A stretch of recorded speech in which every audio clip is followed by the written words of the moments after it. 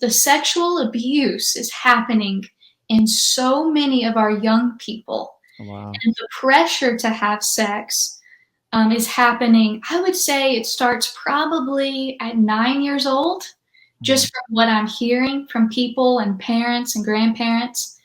The sexual abuse in the homes. And of course, those kids that live in the really bad homes where they are being exposed to pornography or they themselves are being sexually abused, of course, they're going to school and letting out all of this anger, everything that they have seen, everything they're experiencing, and pressuring other kids. So even if, you're raising your kid right and you're protecting your child, if they're in a public school, they're hearing about that stuff.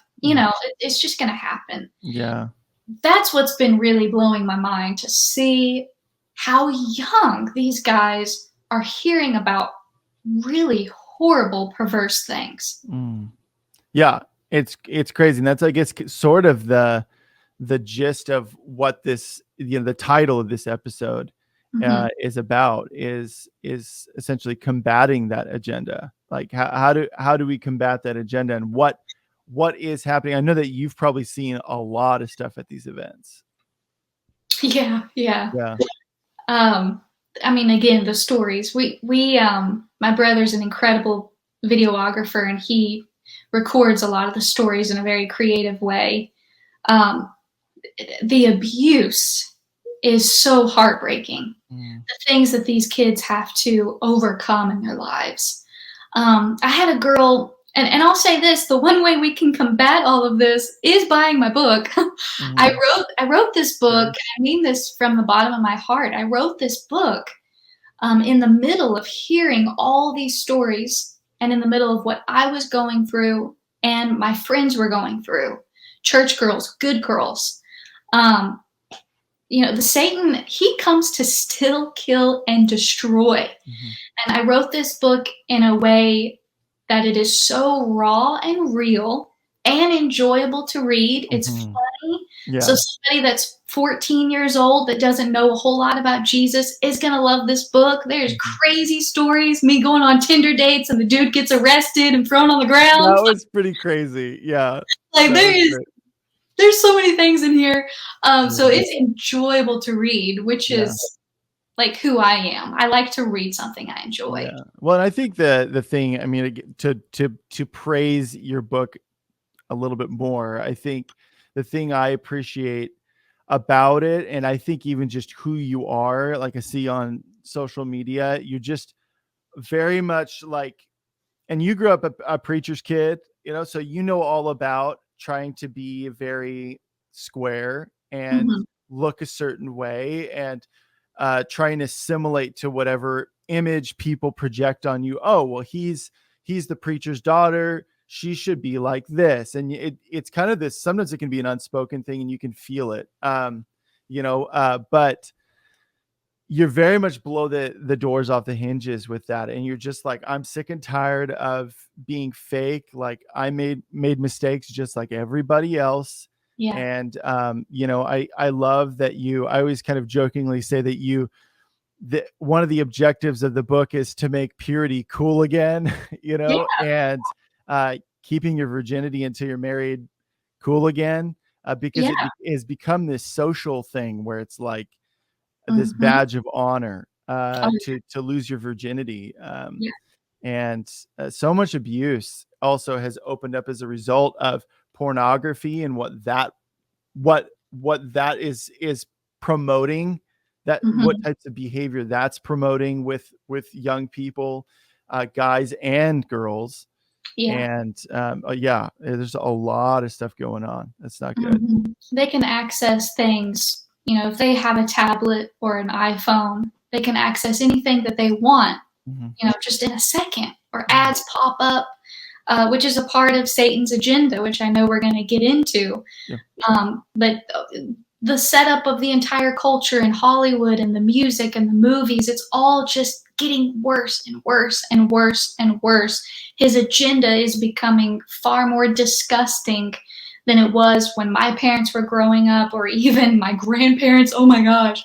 I remember my grandpa went into the mall with me probably 10 years ago, and the Victoria's Secret store was right there when he walked in, and he freaked out like it was pornography. Like, oh my gosh, I can't, what is that store? Like, and to me, it was normal. We're just so used to these things that we see, and it's really not normal.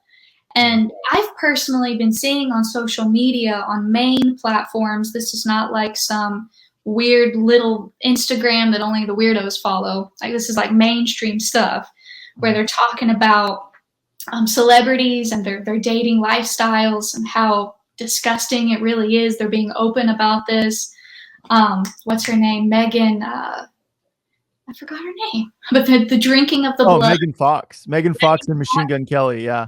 Yes. That's like a huge story right now. And Satan wants to make all of these things look normal. It's normal to watch pornography. He's screaming these lies to us, and even leaders in government encouraging people to watch pornography during the pandemic where we're all stuck in our homes. That actually happened. Like, that's crazy. It's crazy.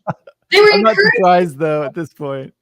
Yeah, so that they would stay away from their significant other, watch pornography, take care of yourself. And this stuff is blasted over mainstream like it's normal, and it's getting worse and worse and worse.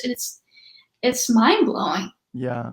Well, and you last time you were on, you even said, and you chronicled this, I think, in the book as well, that you had a church leader say you should watch pornography so that you know how to be a better husband or a better wife to your husband, your future husband. Right. A person in a church said that to you. Yeah. Like, when I read that, I was like, what? Oh my gosh. Crazy. I was 19. Of course, I was a virgin then. I'm still a virgin. Yeah. And that was kind of known knowledge. That was a part of my testimony, something I was believing to stay strong in. And that was actually said to me, that you should watch pornography because you're not going to know what you're doing. And this is somebody I looked up to, and that lie got into my heart, which I know happens to a lot of us. The enemy will lie to us. Right. And we believe those lies. Well, what if I don't know anything? What if I look like a fool? And really, Satan starts at a young age. Even I see with myself. I had a cousin introduce me to some stuff that wasn't good. And I can see now that I'm older how Satan was trying to steal my innocence, open my eyes to things out of their timing from a young age. And then, this boyfriend happens, introduces me to all this stuff, pressures me, takes some of my innocence, and then the person in the church saying this to me, it all just keeps building on top of one another. Satan has an agenda for each one of our lives, not just in culture. He has a plan for each one of our lives. How can I trip them up? I tripped their parents up like this. Can I do it with them? And he starts from such a young age. Yeah. Because he's filthy, he's disgusting, there is no mercy with him, and he wants us so perverse and perverted, he wants it to be normal.